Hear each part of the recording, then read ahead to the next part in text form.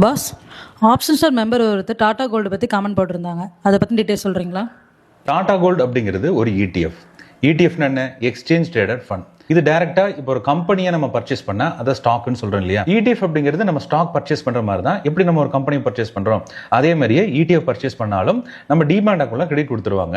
இப்போ gold ETFs எல்லாமே கோல்டை அடிப்படையாக கொண்ட ஒரு ETFs. அப்போ என்ன பண்ணுவாங்க? கோல்டை பிசிக்கலாக வாங்கி வச்சுக்குவாங்க, அதுக்கு ஈக்குவலண்டான யூனிட்ஸை நம்ம கொடுத்துருவாங்க. இப்போ நீங்கள் டாடா கோல்டு எடுத்துட்டீங்கன்னா 8.45 அப்படிங்கிறது அதோட வேல்யூ.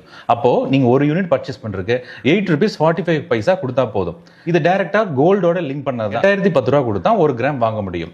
அப்போ அதை விட கம்மியான யூனிட்ஸ்ல எப்படி வாங்க முடியும்? இந்த மாதிரி ETFsல வாங்க முடியும். இதுல கம்பெனி டு கம்பெனி நம்ம டிஃபரன்ஷியேட் ஆகும். இது கோல்டு பீஸ்னு சொல்லக்கூடியதுதான் நம்ம டாப்பா ட்ரேட் ஆயிட்டு இருக்கக்கூடிய ETF. இதை மேனேஜ் பண்றது நிப்பான் கம்பெனி. இதே மாதிரி ICICIலும் நான் ட்ரேட் ஆயிட்டு இருக்கு, HDFCலும் ட்ரேட் ஆயிட்டு இருக்கு. இப்போ டாடாவில் இருக்கிறது வந்து டாடா கோல்டு நம்ம சொல்றோம். இதெல்லாமே பிசிக்கல் கோல்டை அவங்க வாங்கி மேனேஜ் பண்ணிக்குவாங்க, அதுக்கு ஈக்குவலண்டான யூனிட்ஸை நம்ம கொடுத்துருவாங்க. நம்ம எப்போ வேணா வாங்கிக்கலாம், எப்போ நமக்கு தேவைப்படுதோ நம்ம செல் பண்ணிட்டு வெளியே வந்துடலாம். இதில் மெயினாக நீங்கள் நோட் பண்ண வேண்டியது expense ratio and volume. Volume அப்படிங்கிறது இப்போ இன்னைக்கு நீங்கள் இந்த ETF வாங்குறீங்க, நாளைக்கு நீங்கள் சேல் பண்ணாலும் நம்மளால சேல் பண்ண முடியணும். அப்போ அதுக்கு அதிகமான வால்யூம் தேவைப்படும். எக்ஸ்பென்ஸ் ரேஷியோ அப்படிங்கிறது இயர்லி ஒன்ஸ் உங்களோட பேமெண்ட்லேருந்து சில பர்சன்டேஜ் எடுத்துக்குவாங்க.